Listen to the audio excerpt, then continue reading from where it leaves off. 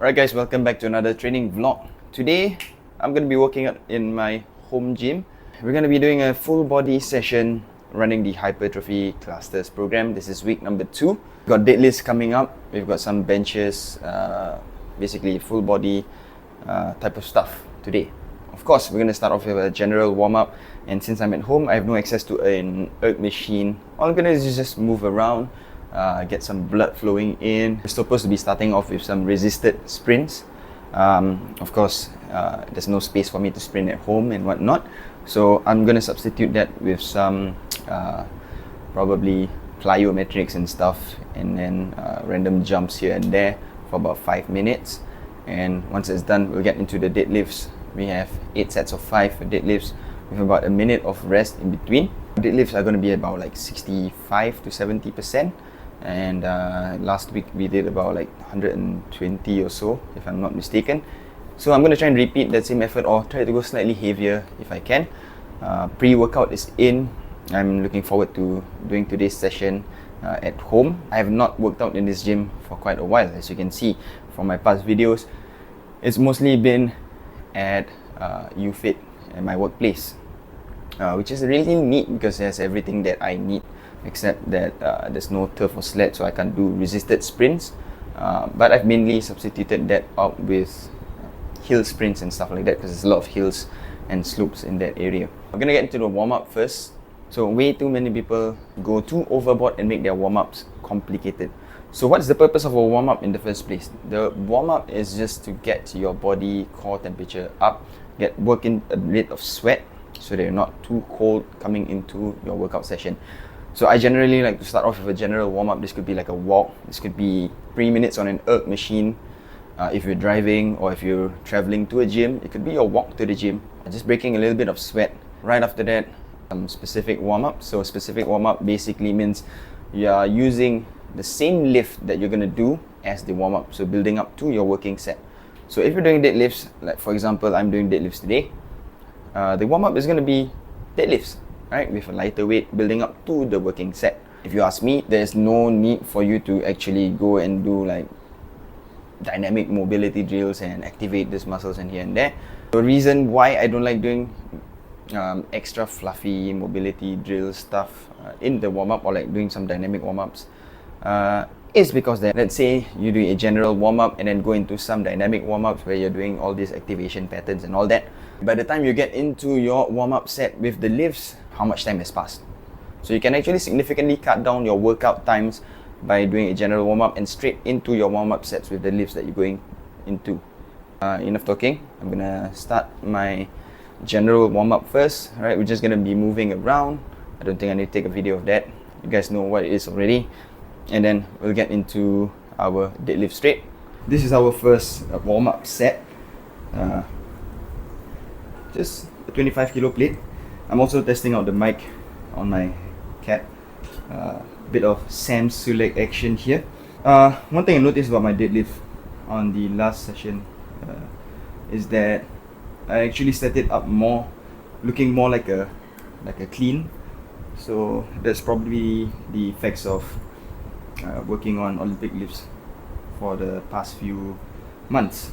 So I haven't really been deadlifting as often as I used to, because I've been working on the Olympic lifting stuff, and I feel that there's enough like hip hinging patterns or hip hinge involved in Olympic lifts.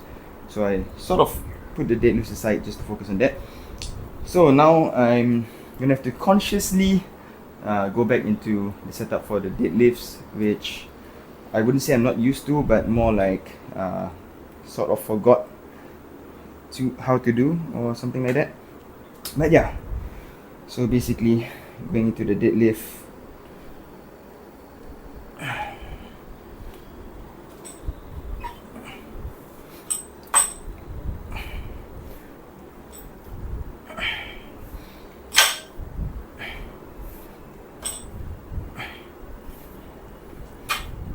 Right, let's test out the audio. Hope it's good.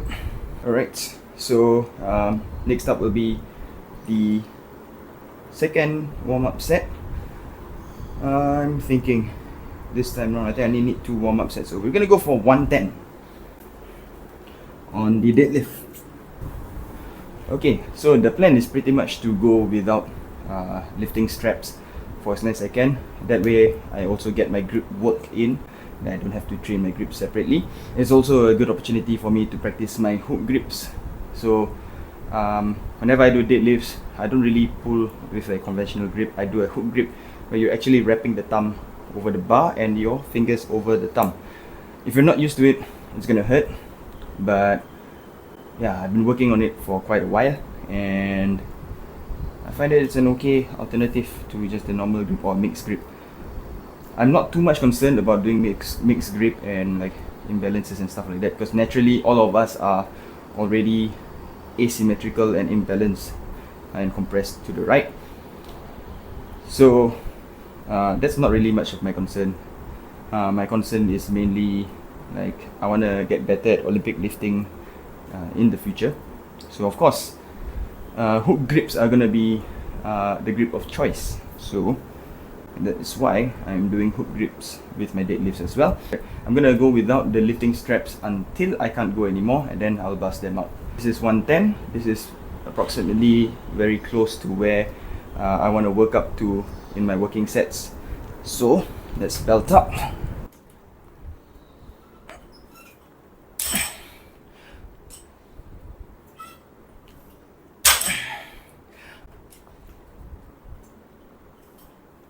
Yeah, there we go. So last week we hit it at 117 kilos. So this week I'm gonna try and go for a good 120 kilos. So this is 120 on the bar, and this is the beginning of the class.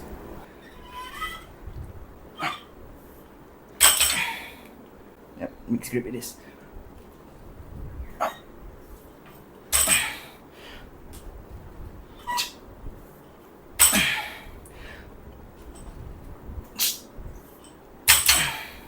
That's one.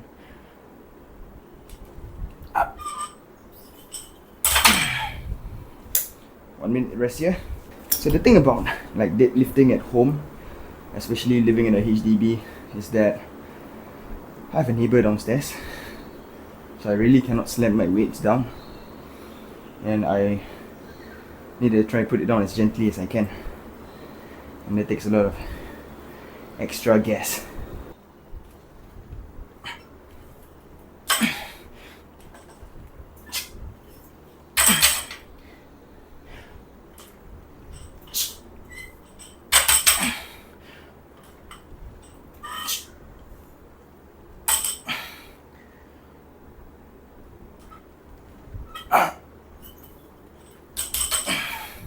Definitely felt much easier with the straps on.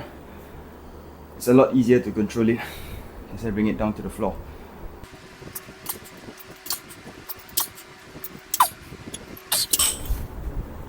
That was set number 3. I should also add on that I am doing this workout fasted without any breakfast, which I will down a bowl of granola and blueberries and a protein shake after this workout. I had quite a late dinner last night, so I'm banking on that to help me stay fueled through this workout. But in hindsight, I should have taken like a light meal of carbs or something.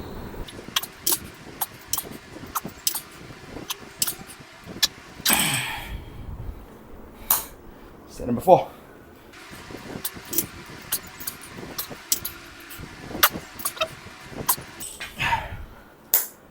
Whoa, spicy. Set number 5.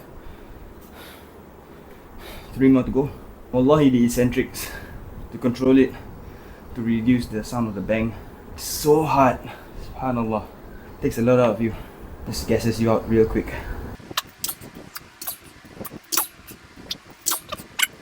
Yeah, buddy. 2 more sets. Let's go.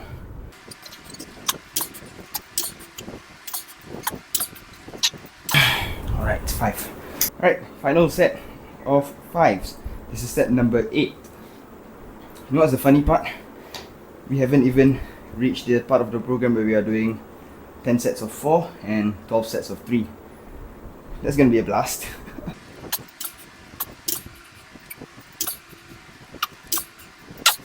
Ah, man. Whoa. Finally done with that. That was tough. On to the next one. Okay, now, so here is the thing. The program calls for decline dumbbell bench press, and obviously I don't have heavy enough dumbbells to do those. I only have 10 kilo dumbbell. So I've talked about this before. When you are short on equipment or forced to change variations, as long as you're hitting the same movement pattern, you'll be fine. So in this case, it would be the barbell decline bench press. Not too much difference, just a little bit more stable. Probably get a lesser stretch at the bottom position, which I'm not too worried about for this one. We're going for 15 reps. I'm going to start off with a warm-up set, and then we're going to superset that with a one-arm row. So in all honesty, I actually feel like 60 will be a little bit too heavy for 15 for today, because I'm really sore in my triceps. But we'll see how it goes.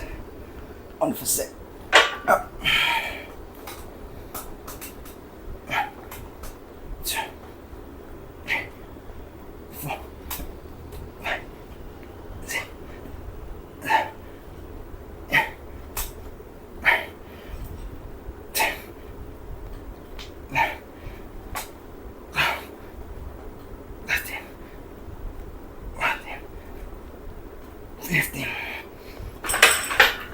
Actually, might just be okay.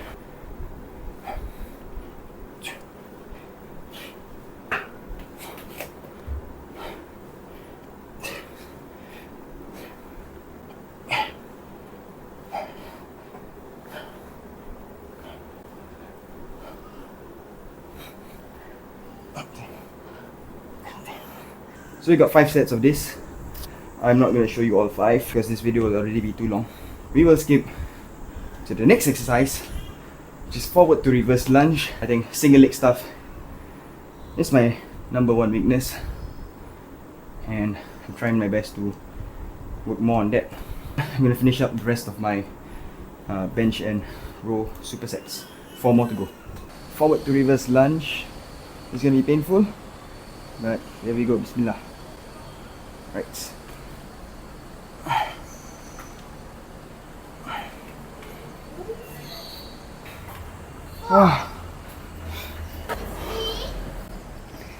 That was painful.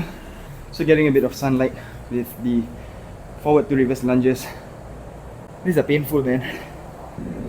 These forward to reverse lunges kill me all the time. So.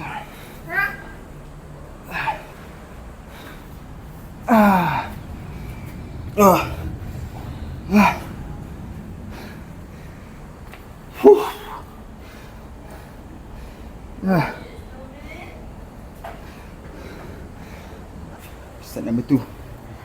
Let's get it.